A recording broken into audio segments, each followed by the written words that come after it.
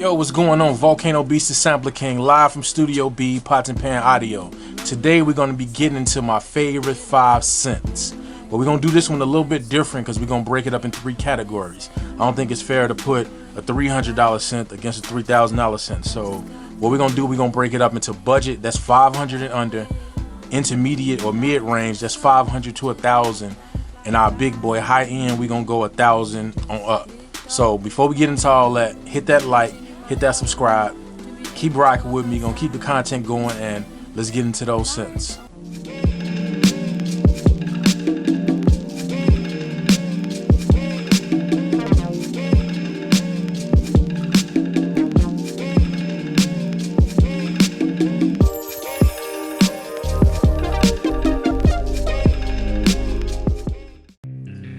So let's get into our first synth, the Novation Bass Station 2. This joint is pretty dope. I had it a few years ago. I think it's going for about $440 right now. I think I bought it. It was a few years ago. It was like $380 when I got it. It's a nice synth, man. It's 2 oscillators, sub oscillator, which kind of feels like a 3 oscillator synth if you use it right. You got some detuning you can do on there. The filter is 2 modes to it, so you can put it in regular classic, like a ladder filter, or you can put it in the acidy, like a squelchy like mode, which is nice if you write the data inside of your DAW or your drum machine. You can make it sound like a 303. Not exactly, but something similar. It's pretty nice, man. You got PWM. The filters themselves, though, they're 2-pole and 4-pole, so you can they can smooth it out or they can make it sound a little bit harsh. It's up to you and how you use them. To be honest, I don't think it's too much on my subsequent that's not on this one, so that's a pretty good thing for a synth that's like 4 times the amount. This is pretty nice. It's not as deep as my Moog, but as far as like leads and just like some ambient craziness, you can get something done with it. Definitely. It's definitely worth every penny for $440. Oh, and it's got a distortion circuit in it, so it's pretty nice, man. Definitely hands up, 2 envelopes, 2 LFOs, getting into like some of the technical stuff, so you can get all type of stuff done on it. It doesn't have the best presets in the world, so it's definitely a synth that you need to basically get to carving some sounds with, but it's not like a membrane stupid button synth like this thing right here. Knob per function, which is phenomenal for a synth so small once again. So for $400, it's definitely worth it. If you can't afford the big boys and you need that bass, you need those lead sounds, and you want to get out of the DAW, this is a perfect starting off spot, or somewhere you stay. It's up to you, man. But this is a great synth, $440, and it makes my list. Let's go. Next on the list is the Behringer Pro-1. Now this thing is phenomenal. I love it. It's one of the best bang for the bucks in my opinion on the market. It's 350 bones, and it's a 1-to-1 recreation of the one from 1981. I was honestly saving up to get one of those, man, but then I started hearing about, because I never played with one in real life, I started hearing about the build quality issues and all of that, and then Behringer announced that they were coming with theirs, so I just waited on it. Glad I made that decision. I love the sound of this thing. It's not the bassiest thing in the world, but as far as like lead sounds and using some detuning on the oscillators is great. It's 2 oscillators, 3 waveforms, and you can have them all going. It kills your low end, but if you're using it for like leads and all that, it's some crazy stuff you can do with it. You got 2 envelope generators, 1 on the filter, 1 on the amp. You got an LFO. Like I say, it's basically a 1-to-1 of the old one, but with added features like you being able to put CV into the LFO, into the oscillator, envelope, output. So it's pretty cool, man. The mixer input, external input, mixer output. So yeah, you could do some things with patching, like overdriving it like the old Moog way. You could do a few things. So I like the sound of it. I like the features of it. I like the price of it. I like the fact that I didn't spend $2,500, $2,000 on the Pro-1, and I got this thing. It's sitting right here. Yeah, like I said, it can get fat. It can do some things if you really wanted to. I love it. It's one of the best purchases I made in these last couple of years, and I think it's worth a try. You won't be disappointed. It's in the format that we all been used to for the last few years, the Behringer little Euro rack format. So you can throw it in your rack if you got one, or you can start off a rack with it. That's kind of like what I did. I bought like a little bitty rack to go with it, and this is basically my filter and my mixer. That's how I use it. So it's pretty cool. Definitely get your hands on one, play around with it, see if you like it. It looks old and vintagey, which is dope. It looks exactly like the old one. And from what I heard, it kind of is the old one, because from what I heard, the old one is just air inside of it. So I don't feel bad grabbing this, because if you open up the old one, it's just air. That's what's been said about it. It's not chunky. If you drop it, it's done. So I'd rather have 10 of these than like one of those. So definitely get your hands on one of these. It'll be great for your leads, and like I say, crazy tones. And oh yeah, one more thing that's different between this one and the old one is the fact that it plays paraphonically. So you put it in poly mode and the two oscillators can play separate from each other. You couldn't do that on the old one, so that's definitely a big plus. So get your hands on this one, use it, take it back if you don't like it, but I guarantee you will. The Behringer Pro-1. Alright, moving along. Next on my list is the Moog Minitaur. This one is a great synth if you want that Moog bass and you don't have a lot of money. Two oscillators, with the one oscillator being fixed and the second one being tunable. You got your square and you got your sawtooth.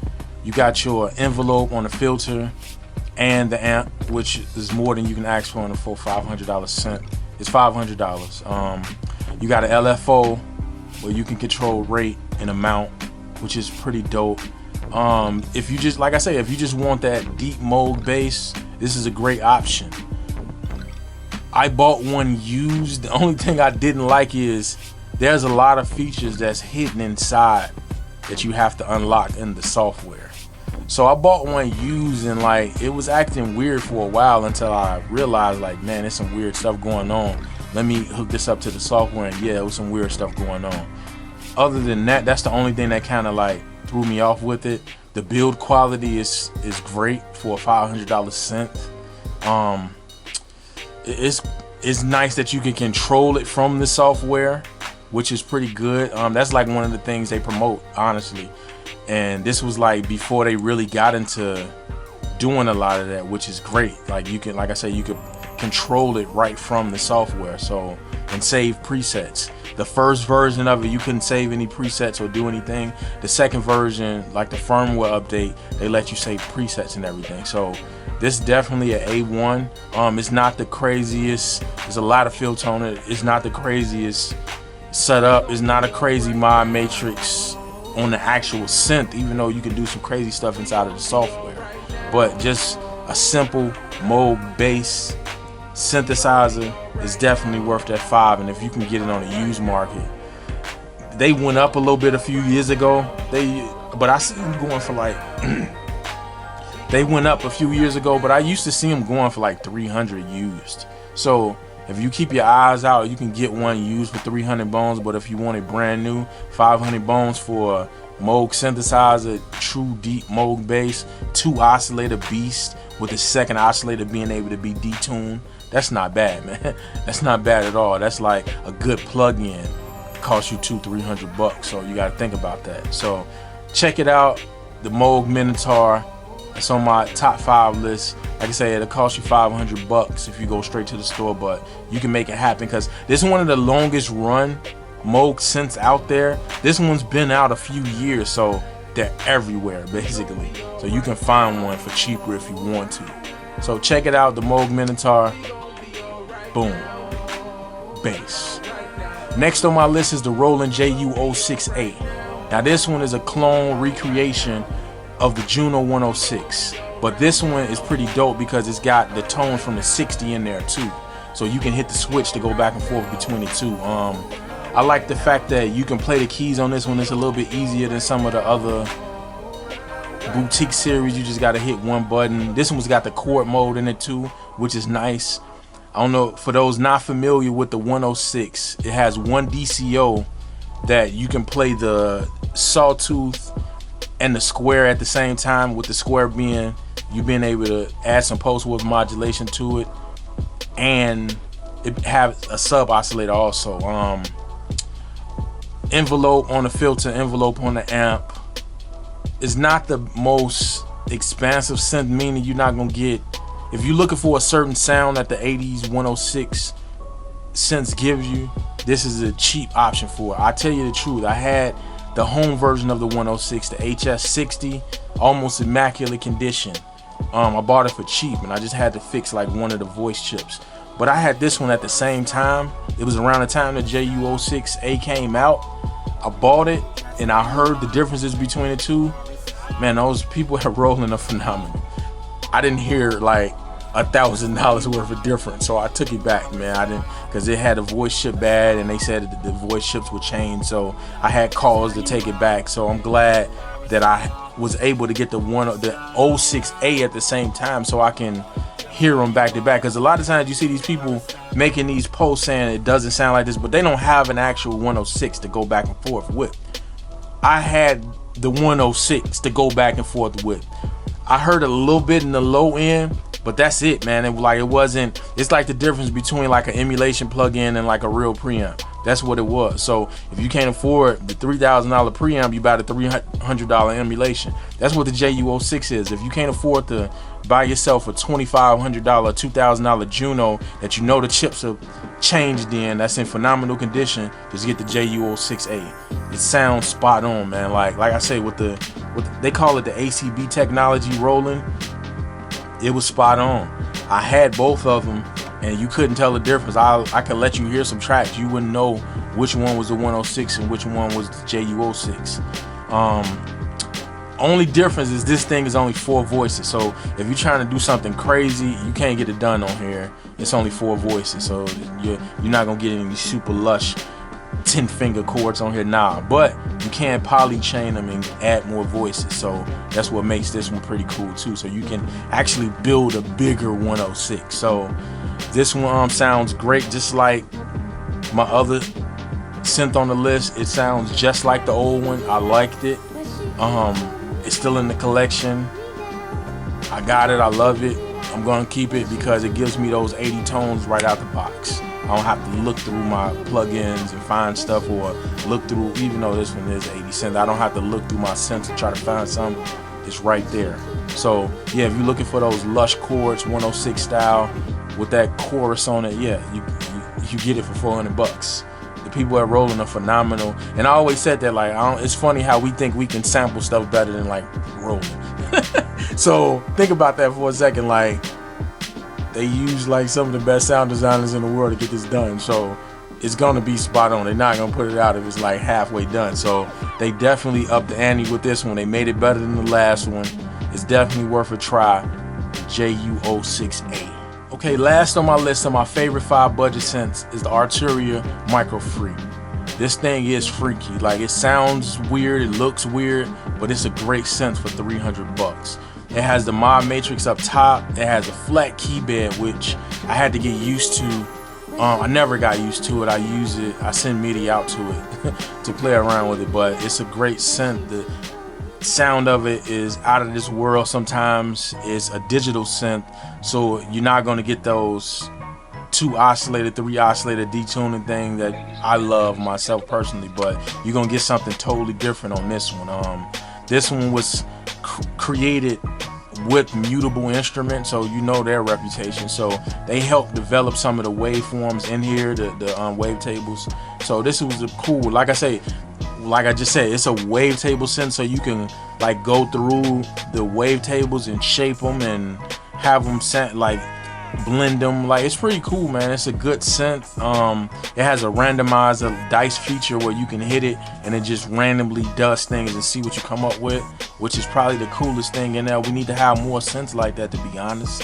I know I'm a person, and sometimes I just get caught up into the presets, or I get caught up into the presets, or I'm just building the same sound all the time on different synths.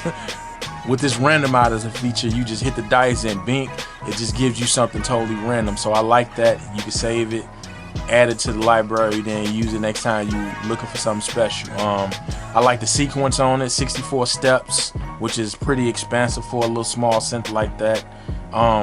It's a few things on there. I just like it, man, especially for $300. The only thing I don't like about it is the key bed. It's like the old like the Buchla type of thing, which I don't like, but everybody has their pick. I just use it, like I say, I send MIDI out to it.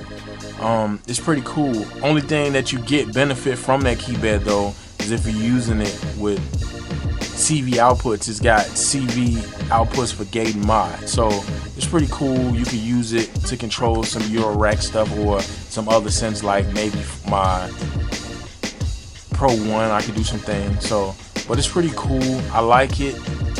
It almost got on a chopping block because of that keyboard, and I realized, like, man, this thing sounds too good to get rid of it, and it's never gonna compare to the key bed on here anyway, so it makes no sense.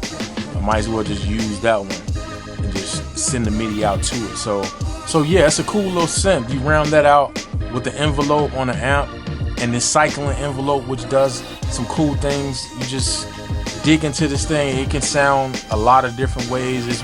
I call it a sound designer's tool. It's not like a synth to me. It's more like a sound design tool. It's like buying like a nice little plug-in or something that's gonna give you out of the world sounds. That's what you can do with this synth if you're gonna take the time to get past some of the little deficiencies of it, like I had to. So when I had to think about it, like, do I have anything else that sounds like this? No, I don't. Not even close. So keep it.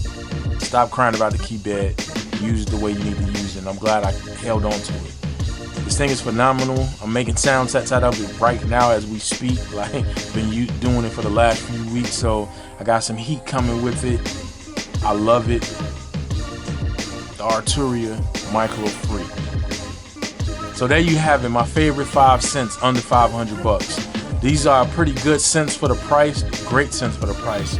And like I said, I wanted to do this one a little bit different. Like my higher end ones, it might be 1 or 2 on there that I don't own, but the lower end ones, I wanted to make sure it was ones that I actually had my hands on and I had some usage out of, sampled and played around with and made some patches on and did everything, so I can actually give my experience on it, because obviously more of us can afford $300 and $400 synths than the $3,000-$4,000 one. So hopefully this was useful to someone that's on the fence about 1 or 2 of these, or on the fence about grabbing a budget keyboard. These are my favorite 5 that I've ever used. So put me up on game. If it's something I missed out on, let me know. Hit me up in the comments, comment, subscribe, hit me up directly, whatever. Let's get it going, let's keep it moving. Subscribe to the page. We're gonna keep the content rolling, we're gonna keep it going. Next up is part 2. We're gonna go with the intermediate synths from 500 to 1,000, and I'm gonna let you know my favorite 5 of those. Peace.